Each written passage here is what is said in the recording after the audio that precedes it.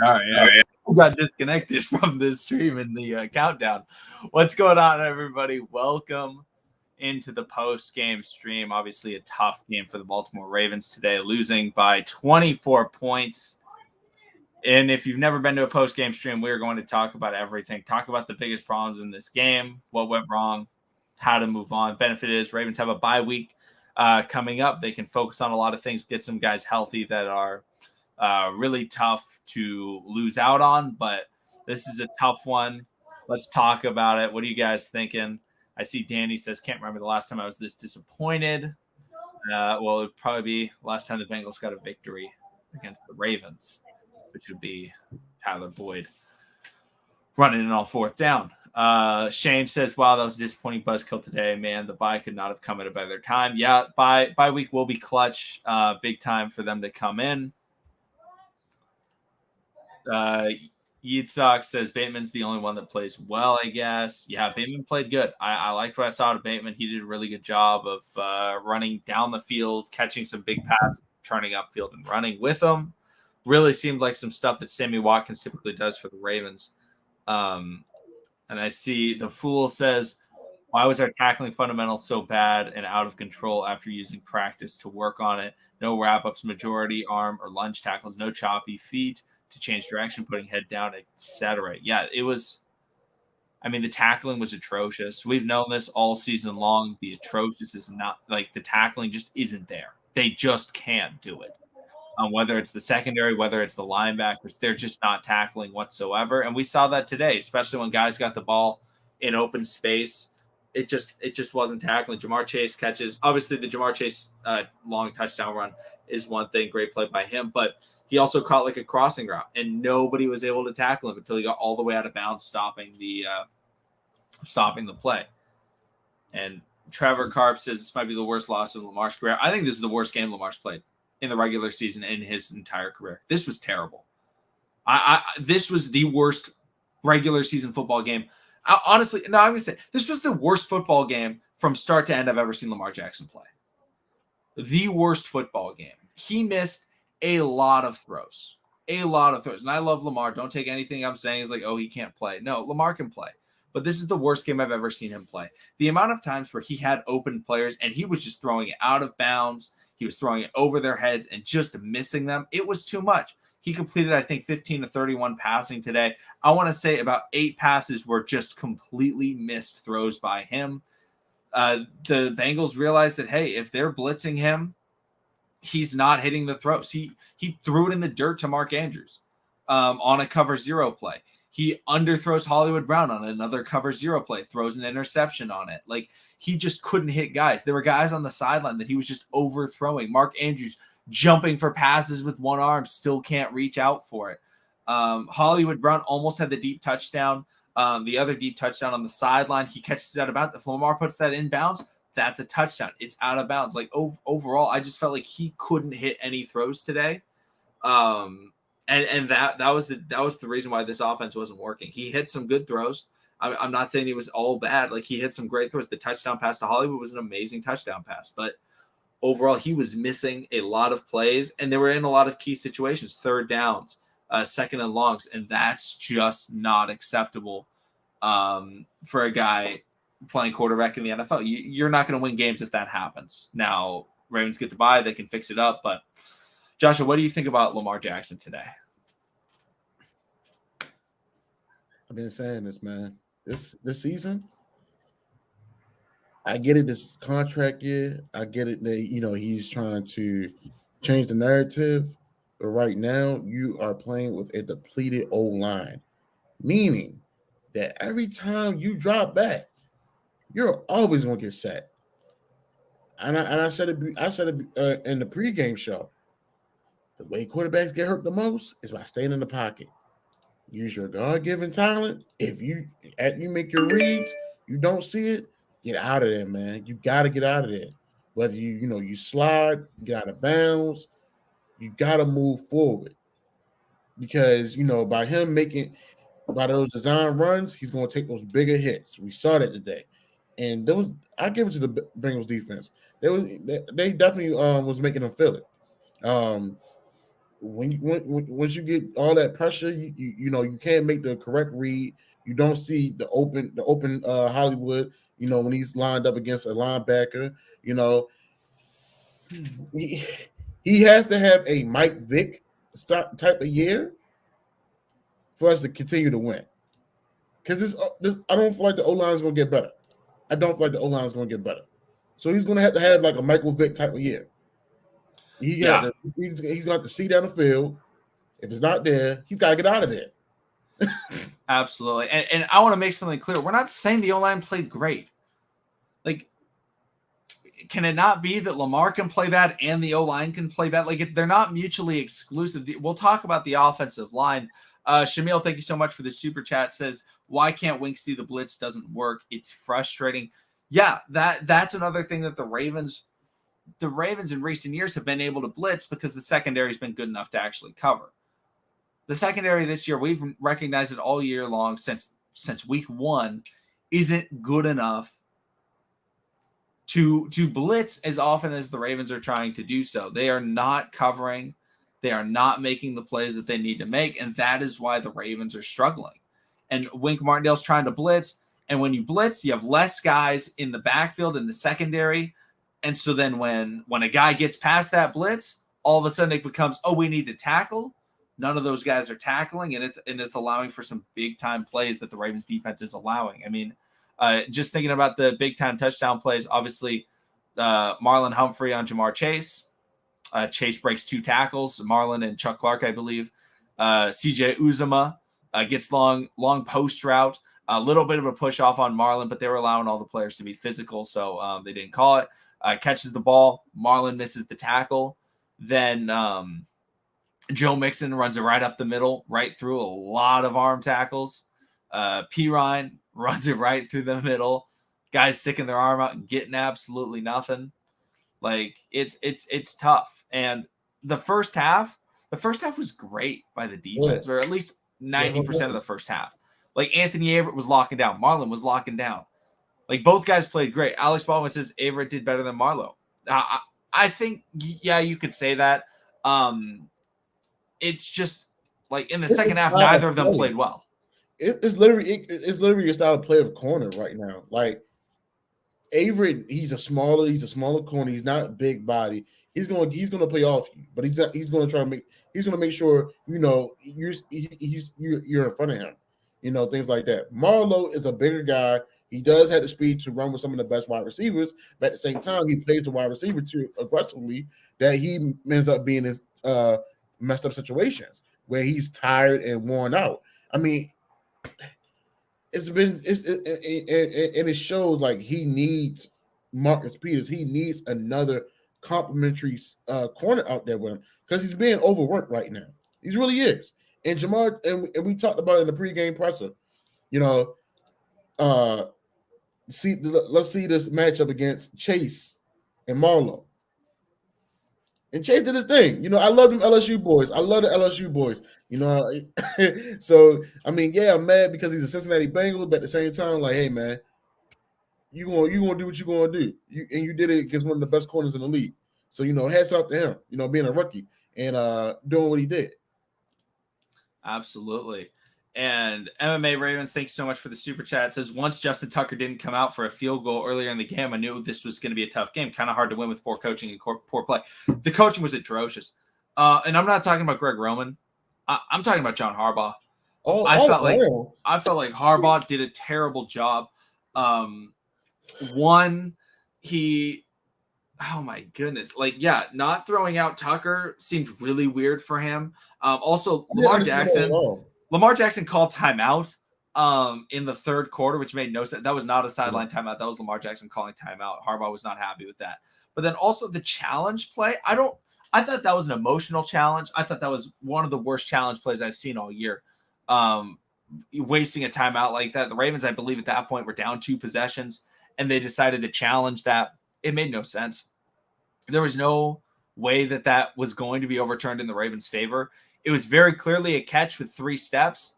And then, yeah, he fumbled, But one, he kicked the ball when he fumbled out of bounds. And two, the guy that recovered the ball for the Ravens was out of bounds when he recovered it anyway. So there was no reason for him to challenge it. It just seemed like he was mad and threw that flag on the ground. That, to me, was the end of the game for John Harbaugh, was when he threw that challenge flag, because that was like, he got too emotional for him to hold on to some challenge flag. Accept that you got burnt and move on and try and, get up there. The whole game just seemed really, really poor with what they were doing. And also not taking that field goal made no sense. Yeah.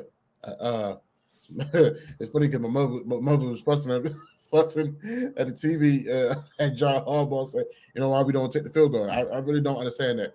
Now, me personally, when it came to that fumble, I saw the 3 steps. I did thought that ball was, was live. But at the scene, I did see the kick. But with Chuck Clark being right there, recovering it, yeah, I get what everybody's saying. Wink, I feel like Wink in the second half pulled a Greg Roman, meaning you were getting a lot of pressure on Joe Burrow. He was uncomfortable as hell. It could have been the way we was playing him in the first half remind me of Detroit, how we was making Jared Goff uncomfortable. And I felt like, well, damn, if you kept on doing that, maybe y'all would have ended up getting some more turnovers or some, if y'all kept on, getting that pressure on them, y'all would have eventually got those sacks. And then the offense, we couldn't run the ball, man. We couldn't run the ball. It's a damn shame my QB is running the ball harder than my running backs, man. I don't know what to say about that. And I think we got to see why Tyson Williams doesn't play on the football field. He was out there and very visibly had no idea what Lamar Jackson was calling to him. Lamar's trying to give him signals, and Tyson Williams is just standing there like, what? And then like that leads to him trying to fix it. Hollywood ends up moving, but that was Tyson's fault for not knowing what to do. But what I say about that, McConnell, you keep on sitting, you keep on making someone a healthy scratch, especially a running back. You're gonna mess with that. You're gonna mess with someone's mentality. So and he caught that pass on 4th and 15 or whatever. Yeah, he ran out of bounds. He ran out of bounds. He showed that he doesn't want it. I don't think he'll be active against the Vikings. I think this is probably the last game that we will see Tyson Williams play for the Baltimore Ravens this year, barring 2 players. I think if somebody gets injured, I think Nate McCreary gets called up, because Lamar is sitting there like yelling at him, get like motion. Like, I'm pretty sure he was asking for an emotion into the backfield, because Lamar recognized, hey, they have 6 guys on this line. I need you to come back here. And he's just standing there like, what? What? I don't know what that means. You got to know the playbook.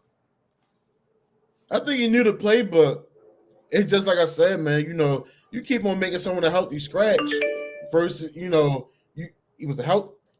go from starter due to injuries. Then you bring in 3 pro bowlers.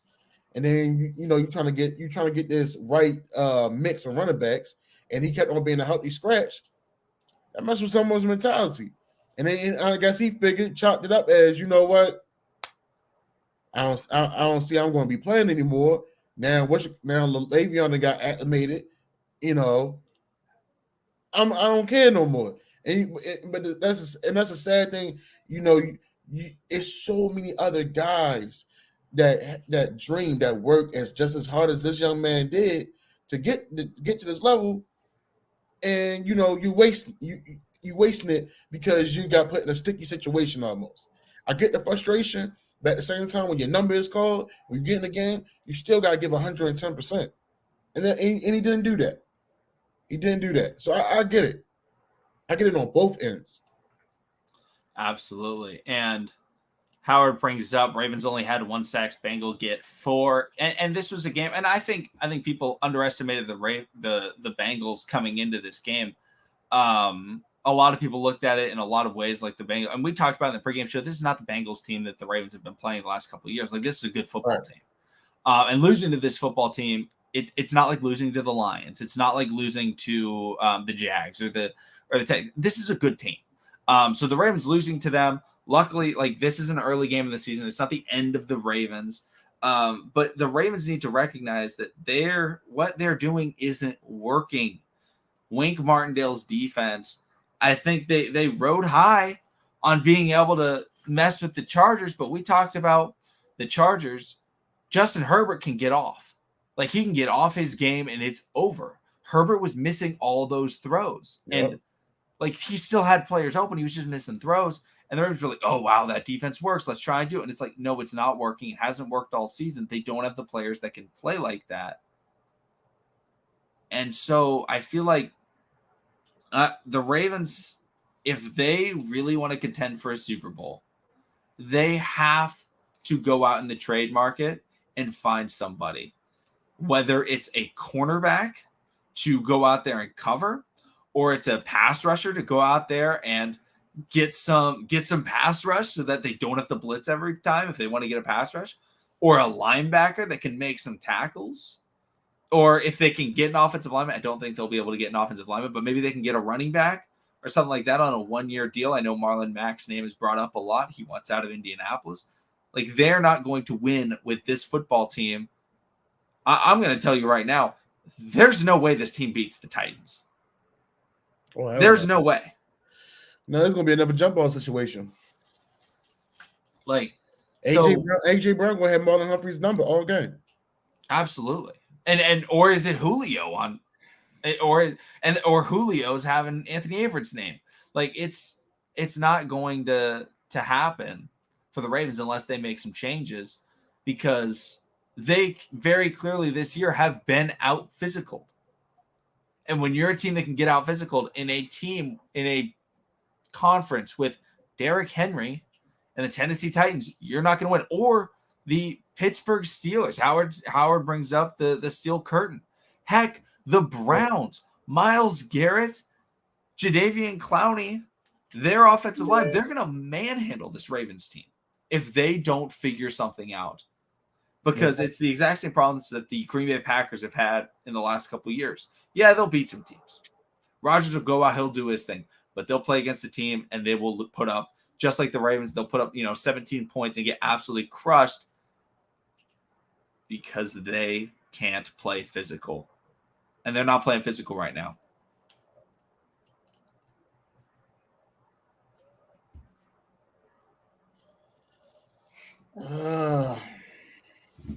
And now we get Justin Jefferson and Dalvin Cook and Adam Thielen. Yep. And Danielle Hunter as an edge rusher. That's gonna be almost like the Raiders game all over again, ain't it? Almost. Yep.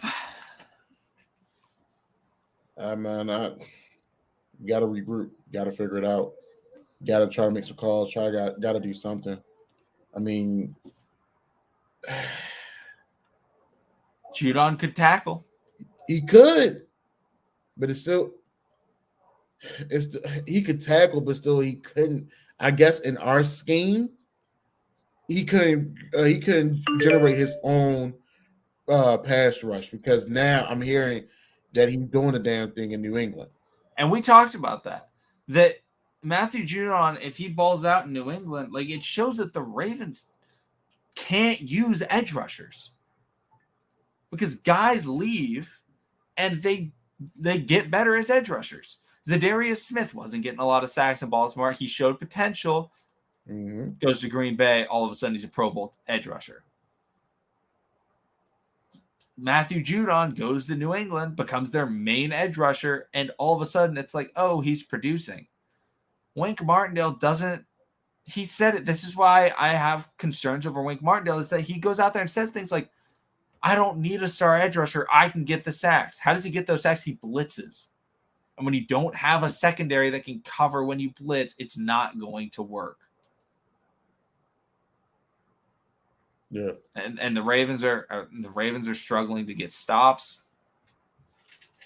And it's because they're not getting pressure. Even when they blitz, they still can't get pressure. Everybody's in a one-on-one. They're not getting pressure. Yeah, and then our rookie, our defensive rookie, another game of It was silent for him. Yeah. He was I not. mean, damn, he had Joe Barrow literally in his arms and he whiffed them. Oh my gosh. Like I don't know. I don't know. I can't call it. I can't call it. It's definitely CJ, I'm still gonna disagree. Even if we had Marcus Peters, Gus Edwards, and J.K. Dobbins, I don't think we would have won.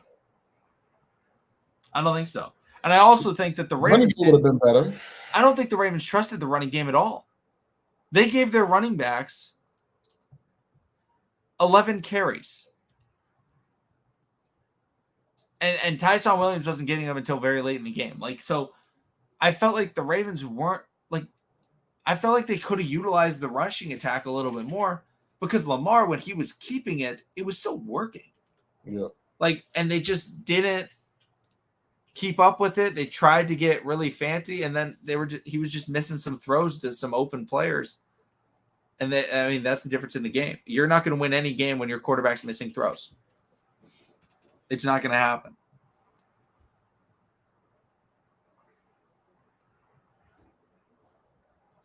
Yeah, it could have made a difference. I'm not saying that like they couldn't have won, but I don't think they would have. I mean, the Bengals played a great game, and they still made mistakes. Yeah, I mean, we said it in the pregame presser. Steelers, Bengals, when it comes to AFC North games, they are a kryptonite because you never know how the games may play out. I mean, and, shout out to them. They've been working on themselves. With you keep Joey Burrow healthy.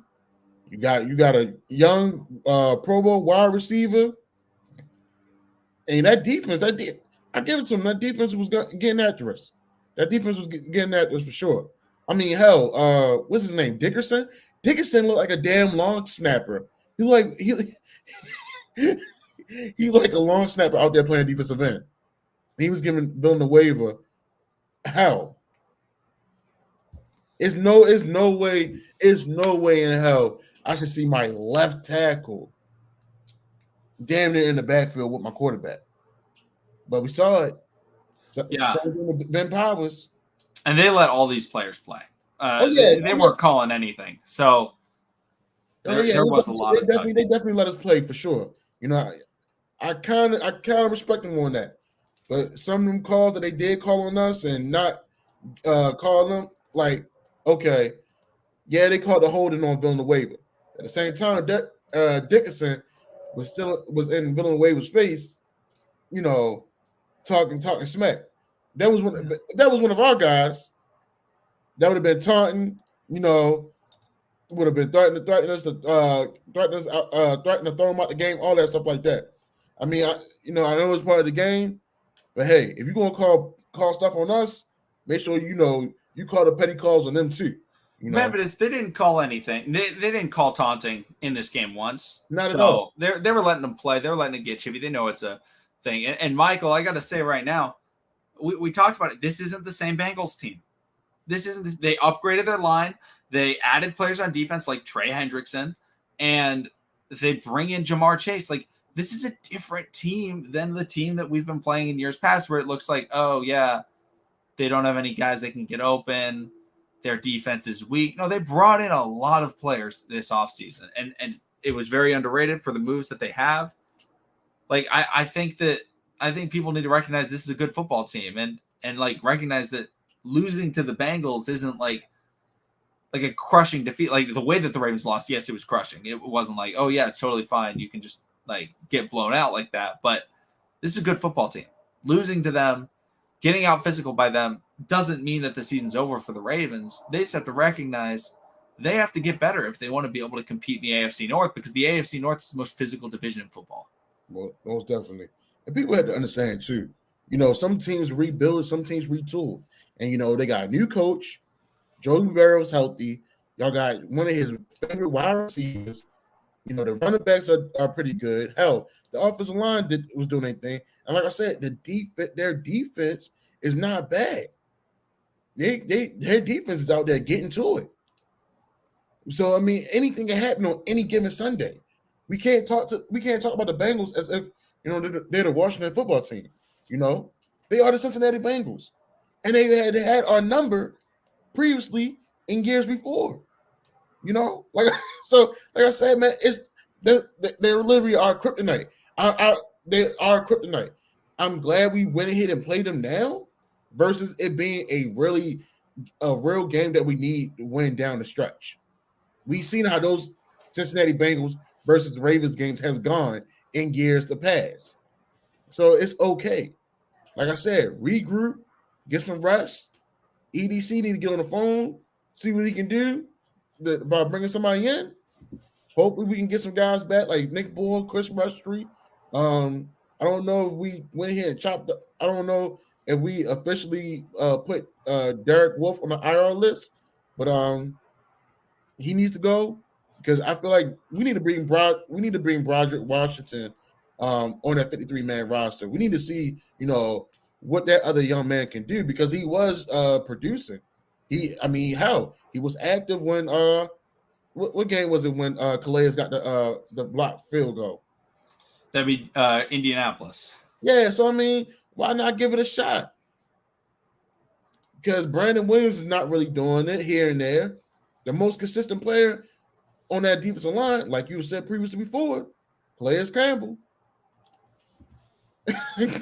I think it's very clear that the Ravens only have two really good players on defense. It's Marlon Humphrey and Calais Campbell. Everybody else is either poor or at best average. And then on offense, they have Lamar, Mark Andrews, and I would say Hollywood are above average players. Obviously, Lamar, great. Andrews, great. Hollywood, really solid. But the running backs, poor. Offensive line is poor. That's going to make it very difficult. So, and I don't think Away is better than average. Like, he's better than average for a rookie edge rusher. Well, but as an edge rusher, he's not a better than average edge rusher. Yeah, he's a developmental player with a high ceiling right now. Like I've been said it, if he can develop his own moves, if he had Dalen Hayes techniques in that body, it'd be different. Because Dalen Hayes has better techniques than him.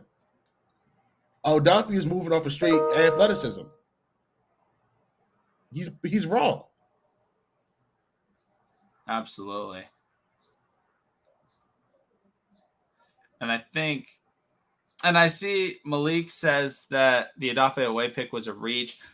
We need edge rushers too. Like if we didn't draft Away, we'd probably have a better offensive line, but at the same time, then we'd be looking out there every game like, wow, there's no edge rush. Like we would not have some of the sacks, some of the forced fumbles that he's gotten. So like we need both. And we're going to see that in this upcoming draft. Ravens are really going to have to go heavy on the offensive line, trying to bring up a lot of people. So I don't know. I mean, oh my God, Ben Powers was in the backfield too. Where is Big Sexy? Like, what's going on? In all honesty, I hope Makari's injury is not serious. Neither he has been playing solid at that right side. He's let some. He even gave up a sack or two for sure, but he definitely been showing that he can play out there.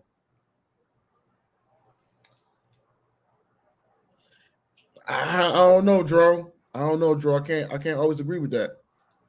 Because sometimes, you can find diamonds in the rough, man. Some diamonds in the rough can shine. I'm just saying. But I get what you're saying, though. I get what you're saying.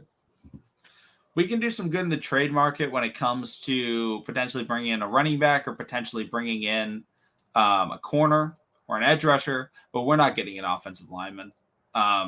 The Panthers, I think like the Panthers GM or somebody working for the Panthers said like, yeah, we've been trying to go after offensive linemen. Teams won't even trade us their backups. So the offensive line, I don't think will be able to get better. but the Whoever got secondary could, the front seven could, the running back group could. It's just not the line, unfortunately. Yeah, man. But I don't know. Do you have anything else to add? Anybody in the chat have anything to add before we kind of wrap up the stream? Oh yeah. When we make it to the playoffs, if we got to play Tennessee, I don't know. Oh my gosh. No, it would be so bad. They laid it on them thick. They laid it on Kansas City thick. Because honestly, the way Kansas City keep on going, they mess around and be a wild card team, just for the simple fact of how their season's going, and because we have a 17-game season. And I believe, with the 17-game season, the bracket is going to be a little different too, right? This year's playoffs. Well, we've got the 3 wild card team. It just depends on Mahomes. If he's able to come back, he got hurt today. I saw the play. It looked like he probably has a concussion. Okay. Took a knee to the chin while getting sacked and then fumbled the ball. It was a really, really rough play.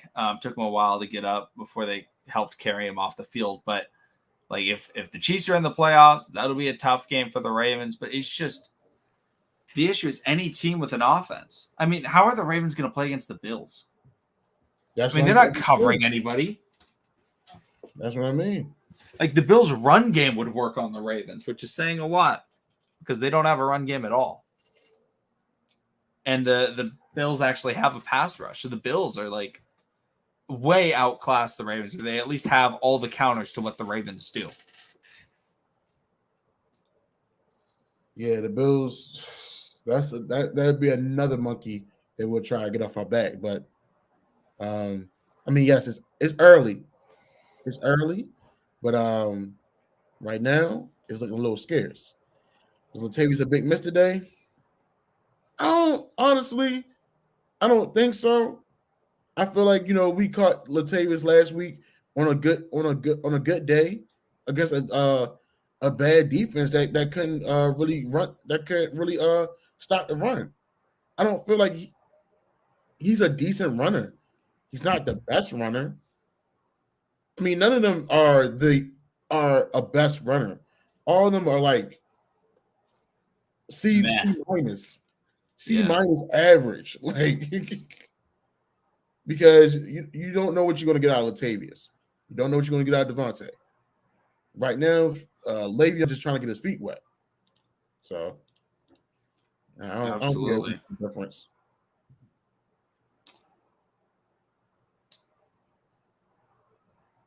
Yeah, Yitzhak says doesn't trust their running backs. Neither do I. Neither should anybody. All right, guys. I think that's gonna wrap up today's stream. I feel like that's a good spot. We'll probably be streaming at some point midweek this week, probably on Wednesday. But make sure to come back then. Make sure to come back tomorrow. Talk about the game. Talk about everything. But thanks everybody for watching. Whether you're live or you're in post, and we'll see all of you again next time.